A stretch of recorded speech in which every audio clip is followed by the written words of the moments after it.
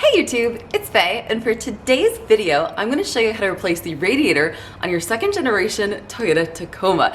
And if you're new to my channel, we've been building this Tacoma to be an overlanding rig. So we have added a ton of weight to it. We actually just had to upgrade the brakes because they could not handle all the weight that we had added to it. And if you follow me on Instagram, you may have noticed that I recently got Brandon a supercharger for this Tacoma for his birthday. So this radiator is not OEM, it's actually going to be a major upgrade. It's this all aluminum CSF high performance radiator behind me. However, this fits just like OEM. So all of this tutorial will apply to just an OEM radiator replacement as well. So follow along if that's what you're doing today. Now, while I'm in there, I'm also gonna be replacing the water pump and thermostat as well, just because this truck has 188,000 miles on it and these are original. And you'll see that removing the radiator actually is most of the labor on the way to replacing the water pump. So I figure, while I'm in there, might as well, cheap insurance, and you know how I like to go overboard with everything.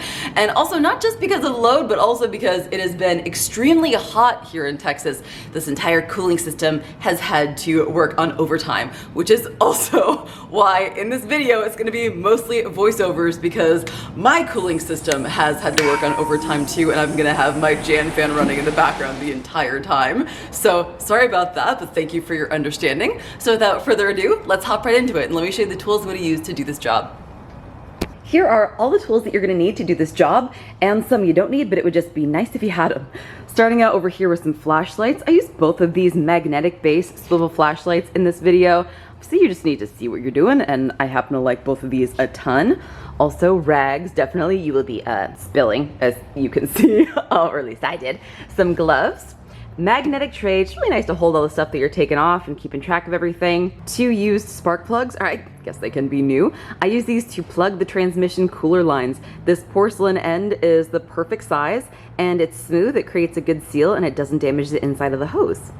Now, I do use my air impact in this video, but you don't need to use an air impact. You can also use a battery operated impact or hand tools. I've got 3 different ratchets here. I've got my little 1/4" drive with a small 10mm socket on it. I've got my favorite, I've had this for a decade, 3/8" drive ratchet. Love this one, and my 1/2" drive. The 1/2" drive is just gonna be for the very end for that 24mm socket. We're gonna use to fill the transmission with fluid after we're done with this service. Actually, this is the 24mm socket I used in the video, but really it doesn't matter. And then aside from that, which isn't contained in your basic socket set, the ones you're gonna be needing are a 10mm, a 12mm, a 14mm, and a 17mm. If you're using the same radiator that I am, the 16mm is the drain plug size, so you'll just want to check and make sure that drain plug is tight. And then I've got this little 5mm Allen key socket, which we're going to use for the check plug on our transmission. A torque wrench is always a good idea, not a necessity, but always a good idea. And then we have a small and a long extension. Moving on over here to my selection of pliers. Now, I know for a lot of us, the purpose of doing this job is to save us some money, or to have some fun too, or take control of our own maintenance. But let's be real, let's save some money. So I'm going to show you how to use a variety of different pliers to take off these spring clamps. However, the best and easiest way to remove these spring clamps is with the actual spring clamp pliers. Look at that, locks it into place, so easy. These are 10 bucks. But once again, I'm gonna recommend a lot of tools that you don't necessarily need, but would just make the job easier. And by the time you buy all of them, you might have just paid for someone else to do the job for you. So I just wanna show you, you can use regular pliers, a whole bunch of different types of regular pliers on these spring clamps. You will struggle a little bit, I certainly do, but this is the way to go. And I'll link all of these down in the description below. This is another very fancy type of spring clamp plier. This is what a lot of people will use for the lower radiator hose if you're going to be getting it from above and you don't want to remove the skid plate, although I think that it's just best to remove the skid plate. You don't need one of these as well, but I like this. This is a hose pick tool, basically. This helps you remove those hoses that are stuck onto the flanges or stuck onto the radiator or thermostat housing or wherever. And then a trim clip tool. This one I use for a couple of the replacement trim clips that I have, the little Christmas tree ones, and I just use 2 little pocket screwdrivers for taking off the OEM Toyota clips. Moving over to our coolant section, you're gonna need a clean 5-gallon bucket, and I love this. So once again, you don't need this, but This makes my life incredibly easy. This is a spill-proof funnel kit. You'll see me use this in the video. It's amazing. As well as this coolant lift pump. I love this. Once again, though, you need an air compressor with this. Do you absolutely need these two items? No, you can use just a basic funnel as well, a 99-cent funnel. This is a drain hose that I use for draining the coolant out because I do end up saving and reusing my coolant in this video since my coolant is not super old and not due for a change, so might as well save it. And then our transmission stuff. So we are gonna need a thermal gun. This just, just tells you the temperature or something. And you do need one of these if you don't have a fancy scan tool that tells you your automatic transmission fluid temperature. Now I will mention that some Toyotas actually do have an automatic transmission fluid temperature check mode. Wow, that was a mouthful. But not all of them. So I'm not going to assume that yours does. This pre-runner, this 09 pre-runner does not have one. So, keep us all on the same page and we'll just use one of these and that'll be fine. And this fluid transfer pump I absolutely love. This has saved me such a mess and such a hassle, and I do use this in this video. However, the reason why you really need one of these is to do a full transmission fluid flush where you're transferring quarts and quarts and quarts and quarts of fluid. In this case, we're only topping off the fluid from what we lose from the radiator because it has that automatic transmission cooler built in. So in this case, you can absolutely get away with a little hand pump that you're just gonna put on top of the WS fluid bottle. Last but not least, I got some zip ties. Are those considered a tool? I think so. And I grabbed these dikes in the video, which is so funny. But really you just need, little snips to just snip off the end of these zip ties. You might not need these. I did because of the upgraded radiator. It's a lot wider. So you'll see how that little plastic piece doesn't exactly fit at the end, but I'm not complaining because wider is better, higher capacity. And aside from the radiator, of course, here are the parts that you're probably gonna need. I love using a silicone paste or like a Sil Glide lubricant. This you can use on rubber without any worry of it causing the rubber to swell. Not all lubricants are okay for rubber. I also have this trim clip assortment kit. This is the Christmas tree style clip that I refer to in the video. This is just a replacement for OEM. And these are the OEM clips. If your truck is as old as ours is, you're probably gonna break all of these. It's not your fault. We're gonna need 1 quart of ATF-WS because once again, there is a transmission cooler built into the radiator. We are gonna lose some fluid for sure. So we're gonna top it off at the end of the video. And then we've got 2 gallons going on here. 1 is distilled water and 1 is Toyota Long Life coolant, and this is full strength. So I'm gonna mix these 2 together to make 2 gallons of 50/50 coolant, which is what we want. You could also just buy 2 gallons of pre-mixed. It's gonna depend on the type of Toyota coolant that you use, and I'm gonna go into that more later on in this video. But all right, that is everything that you need. I'm gonna begin by getting the truck up in the air so that I can remove the skid plate and drain the coolant. First of all, yes, this could easily be done on the ground, but it just makes it easier for me to film for you guys, and I actually don't have any open floor space right now, only this lift space, believe it or not. Also, yes, you can leave the skid plate on if you want to. It just might make things a little bit messier if you leak coolant and transmission fluid onto the skid plate, which then is going to spread out all over the bottom of the truck and make a mess. Now, this truck is rocking the Ironman 4x4 Under Armour, which does use a factory bolt. So I'm just removing this with a 17mm socket on my impact. Check out how tactfully I remove this thing, by the way. Just call me Grace. Now let's drain the coolant. At the bottom of the radiator on the driver's side, you will find the drain. Honestly, I rarely use the actual drain to remove the coolant from the radiator because sometimes these plastic drains can crack or break as you're trying to open them, or you can tear the O-ring inside and then get stranded if you can't find another O-ring of the same size. So quite often, I just go ahead and remove the lower radiator hose. But in this case, since I'm replacing the radiator, and this coolant is fairly new, it's less than a year old, I'm going to use the drain with a hose and collect as much of the coolant as I can in a clean bucket so that I can reuse it. Also, sometimes the O-ring gets some resistance and the drain valve can get sticky, very difficult to remove. So in going back together, if you're just doing a coolant flush and you're using the drain, what I like to do is put some Sil Glide or other lubricant that won't cause the O-ring to swell onto the drain. So it'll be easier to remove and reinstall next time. And you can tell obviously that I did not do that here. Oops. Once that starts draining, I'm going to go ahead and put the truck back down on the ground And I'm going to remove the radiator cap, which releases the vacuum on the system and drains everything out even faster. Next, let's grab a trim clip tool or a small flathead screwdriver and pull off this plastic cover that sits on top of the radiator. Now, in this case, not all of these are OEM Toyota clips. I've got a few replacement Christmas tree clips in there, which is why I use the trim tool. For the OEM Toyota, just 2 little screwdrivers is so easy. Now remove this little hose from the coolant overflow, and moving on to the other side of the radiator, you will see these 2 transmission cooler lines. Remove the spring clamp by squeezing it together with some pliers, and if it's been on there for a while, chances are it might be a little stuck. So I like to crack it loose by wiggling it back and forth off of the barb. And if you have some old spark plugs laying around, these are my preferred method for plugging off the hoses. The porcelain end is nice and smooth and will form a good seal. You can also use bolts. You can see right now I'm using bolts because I misplaced the darn spark plugs I was planning on using today, but I do end up finding them later on underneath some tools in my toolbox. There's a plastic retainer also at the bottom of the fan shroud that clips the hoses onto place. Make sure that you undo that as well. I also use some old gloves and zip ties over the barbs and the transmission cooler of the radiator so that I don't leak fluid all over the place when I go to yank the radiator out. You will lose some transmission fluid here, so when we're all done with removing and replacing the radiator, we're going to go over checking and topping off the fluid on these dipstickless A750 transmissions. Now let's unbolt the fan shroud. In order to give myself a little extra room, I remove the engine cover. There's just 2 10mm nuts and then it pulls right off. Now, since I'm going to be doing a lot more work today aside from just the radiator replacement, I'm also unbolting the fan and fully removing the fan and shroud together.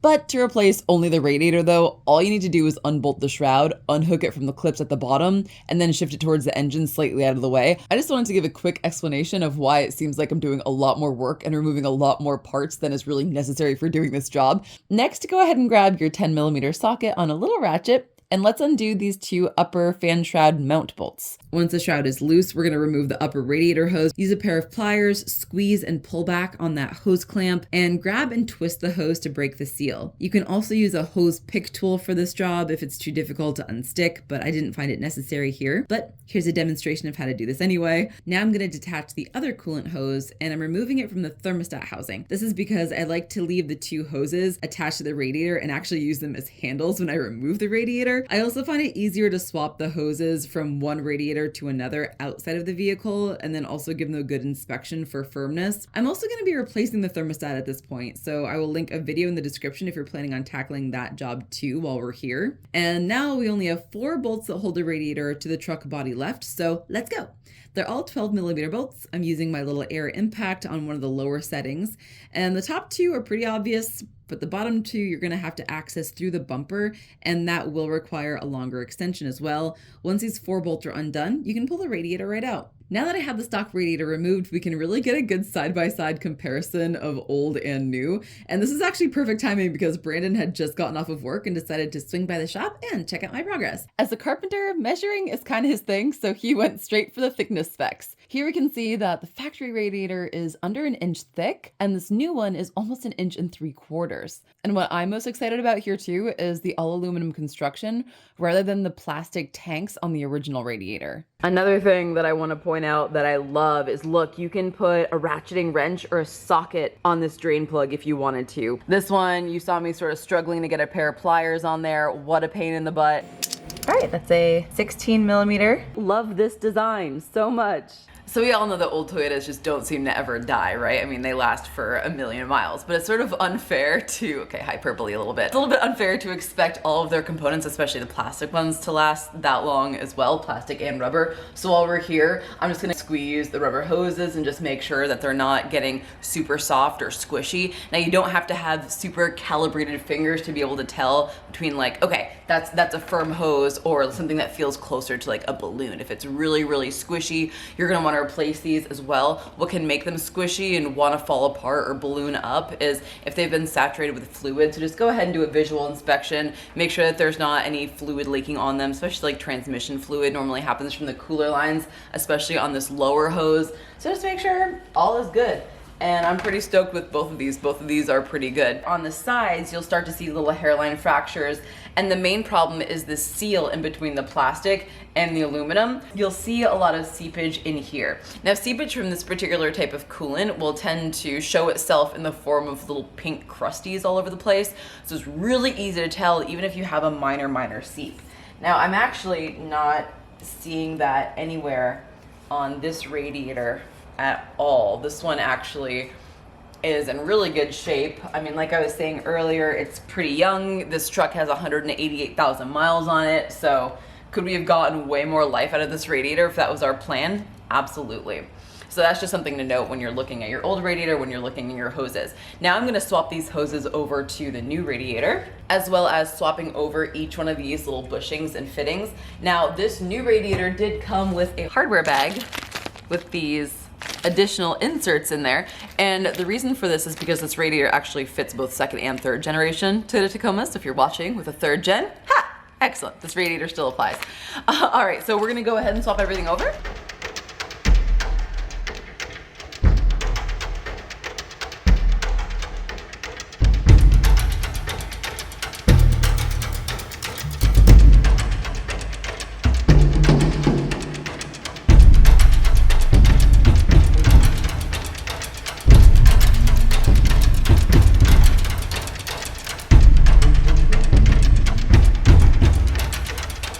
There we go. So now we have our 4 bushings installed. And if you did them all at once and not one at a time, just remember that the upper ones are gonna have these little tabs on the top of the washer, and the tabs are gonna be facing towards the top, so closest to the top of the radiator where you have that radiator cap, and that these pieces that are just the washers are facing the front of the vehicle. And of course, you've got the threaded portion in the very back facing the engine. All right, so at this point, I have a new water pump, a new thermostat, new coolant bypass hoses, new drive belt pulleys, and new drive belt. If you're interested in seeing that though, I'm gonna link that in the description below once that video's done. I'm sure I'm gonna put this one out first. But let's stick to the task at hand for this video and let's get that radiator dropped in. So you can see I've got that little tab on the upper mounting bracket, and the hole on the body there, you've got the bolt hole and then you've got the hanger pin. So I'm gonna get this radiator hung in place and then I'm gonna put those 4 bolts in. Okay, now you can see I've got it in on the driver's side there, and I'm keeping pressure on it, holding it forward. And I've got it on the passenger side there.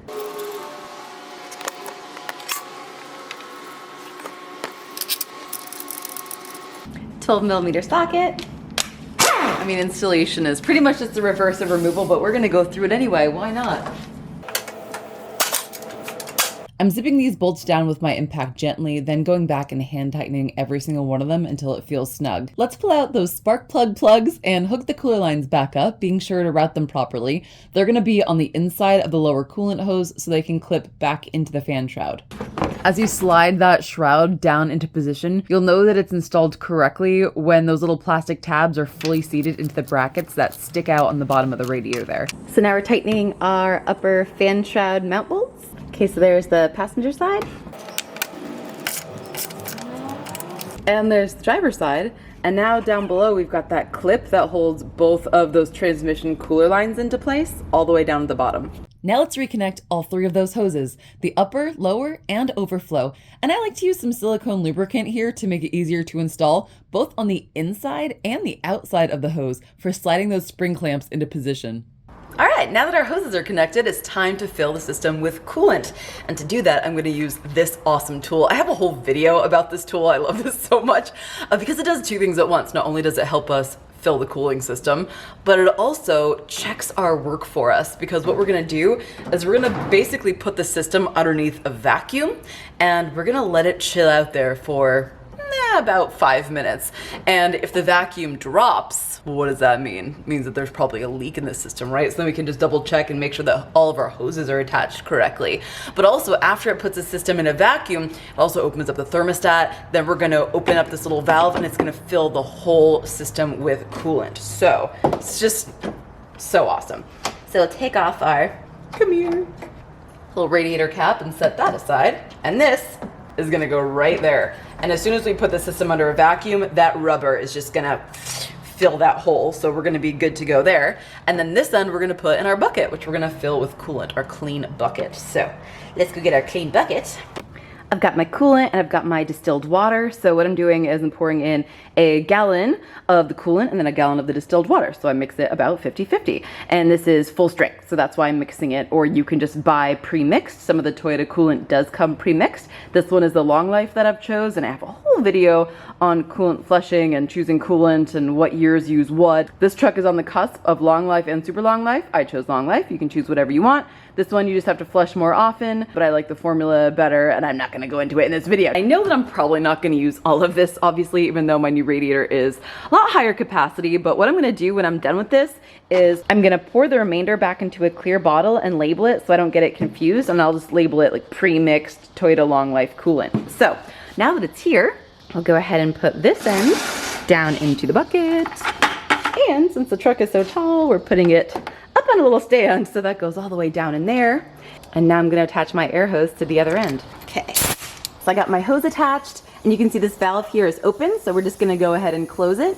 And then I'm gonna hit this button, and that's gonna put this system under a vacuum. You can see the pressure just went down because at first I'm gonna have to use 2 hands and take my hand off the camera, but I'm gonna push this down right here and hold it while I release the vacuum. And one thing you're gonna notice is all of these hoses are going to squish up as they go under a vacuum. It's kind of crazy and kind of cool to watch. Look at it! All the hoses are all collapsed. And here we go, we can see the gauge. So we're under about 20, almost 20 PSI of vacuum. And we're just gonna leave it there for a few minutes and just come back and check and make sure that it hasn't gone down. But obviously we can tell it's holding really well right now. And you know, you can pretty much tell right away if you have any sort of leak. It's gonna start going down. But you know, just for good measure and to double check ourselves, we're gonna go ahead and just let it hang out there for a little bit. Alrighty, how we doing? Ooh, we are looking so good. All right, so now I'm gonna open the valve and that's gonna suck the coolant into the system. You can see that our pressure is going down as the coolant is refilling. You can see it's still under a vacuum here. Filling, it's filling, it's filling. And as our hose is coming back to a normal shape, we can see our vacuum is getting closer and closer to 0. Bucket check. Wow, we used quite a bit. And of course, obviously, we're still gonna have to top off the coolant in the radiator and that overflow tank. What I'm installing now where the radiator cap normally goes is the adapter for my no-spill funnel. This tool is not a necessity, as I already mentioned, but I find that it makes it a lot easier to burp the air out of the cooling system due to the constant supply of coolant, and it makes it a lot easier and faster to fill as well. Now I'm gonna fire up the truck and get it up to operating temperature, and that way the thermostat will open and it should purge all those bubbles out. As the engine runs, it's spinning that water pump and cycling the new coolant through the system. And once it gets up to operating temperature, the thermostat will open, which allows coolant to flow through the engine as well, where air bubbles may also be trapped. Obviously, this is more important for me right now because I did replace the water pump and thermostat, so definitely let a lot more coolant flow out of the engine. You can do this in your shop or driveway, or you can take the vehicle on a short test drive. While the engine is running, I'm squeezing the hoses to encourage any leftover air to come out, and I'm also performing a visual inspection of my work, making sure that all of my pulleys are spinning nice and smooth and not crooked, checking for any visual signs of leaking, and just making sure that I don't observe any unusual sounds or smells. Once you feel like your coolant system is purged, shut off the vehicle and let it cool down. Now that we've topped our coolant off, it's time to top off our transmission fluid. Now at this point, you might want to take a little break and let the truck cool down, because in order to check the transmission fluid accurately, the transmission fluid has to be between 95 degrees. Oops, I meant 97 degrees. And 115 degrees. And on a day like today in Texas, where it's 107, I don't even have to start up the truck in order to do that. But I do have to run it through all of the gears and just make sure that I purge out any air bubbles, get that transmission fluid going through the new transmission cooler that's built into the radiator, so that I make sure that I'm checking the fluid level accurately. Now I've got a few different tools underneath here. You can check the fluid temperature with a basic scan tool, or some scan tools will have automatic transmission fluid temperature built in. Obviously I use TechStream, but to make it easier on y'all and just sort of assume what you're going to be using at home, this is like $20 thermal gun, which I'm just going to point at the pan, pull the trigger, and we've got a reading of 87.2 degrees. You can tell this is the next day, and I had to let it cool down for quite a bit after purging the coolant. I've also got this Allen key socket I'm gonna be using for our check plug, and then for our flip plug, I've got a 24mm socket on a decent sized ratchet. Couple other things is I'm only using the Toyota ATF WS. That's what this truck takes. I do not use any fake WS. I buy it from the dealership. You can also get it on Amazon. I'm gonna link it in the description below. I think it's actually cheaper to get it from the dealership, but who knows?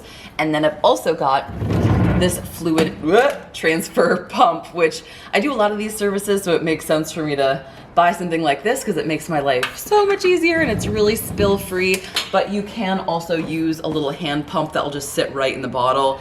It's just, I don't know, kind of laborious pumping it, and it can kind of make a mess. So I prefer the fluid transfer pump, but a little hand pump will work as well.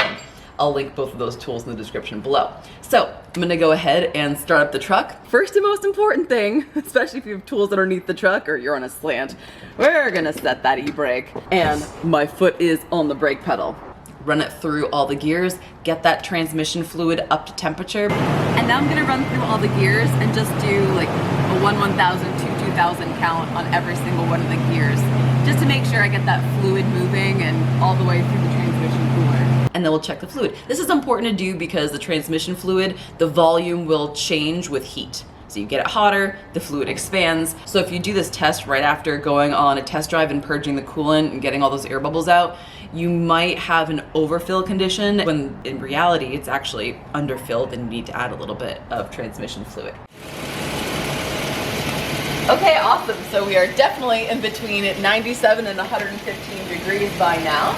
So obviously just be careful because the exhaust is hot, the transmission fluid is hot, everything's hot. So what we're gonna do now is we're going to remove the plug. And what we wanna make sure is that fluid is coming out. If fluid comes out at this point, then it's at the proper level.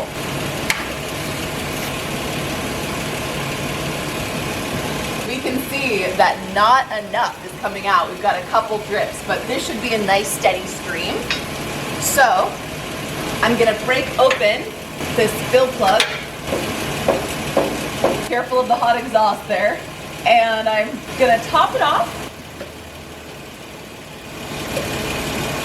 There we go. All right, see it streaming out right there? Now that is a little bit too full. You're obviously gonna have to get it too full until you get it to the perfect level. So, okay, so now it's dripping. That is a nice drip of proper level. I'm gonna go ahead and put my drain plug back in.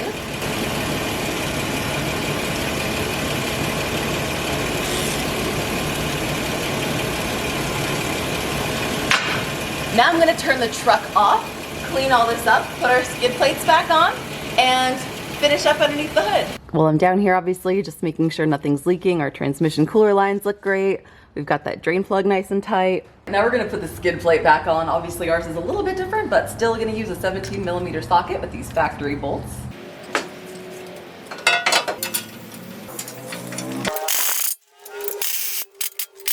All right, all done underneath.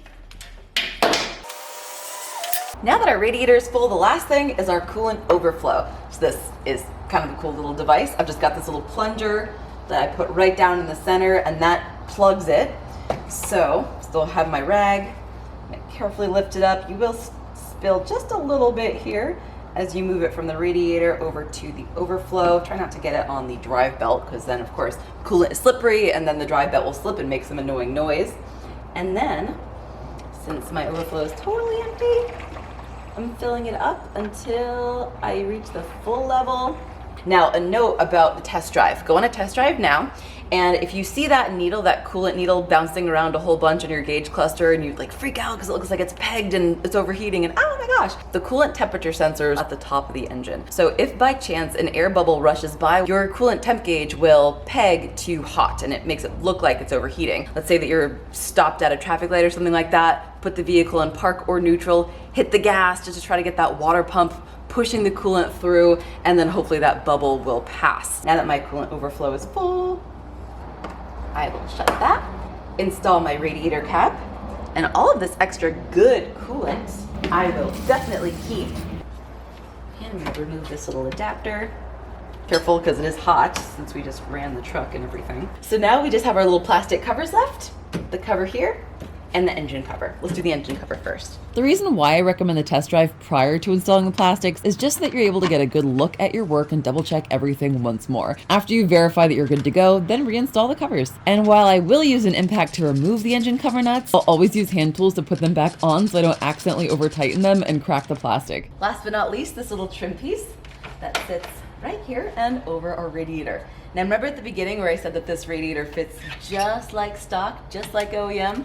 All right, well there's one place that it kind of doesn't, and that's this little plastic trim piece. So I'm gonna go ahead and install all these little trim clips on this front portion.